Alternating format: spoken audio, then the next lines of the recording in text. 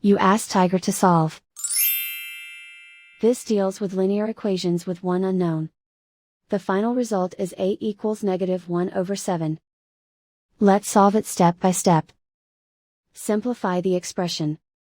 Group like terms. Simplify the arithmetic. Group all constants on the right side of the equation. Add 1 to both sides. Simplify the arithmetic.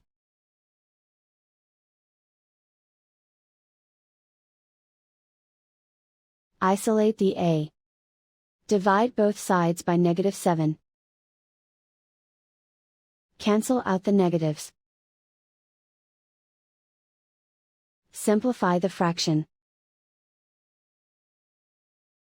Move the negative sign from the denominator to the numerator. And so the final result is a equals -1/7.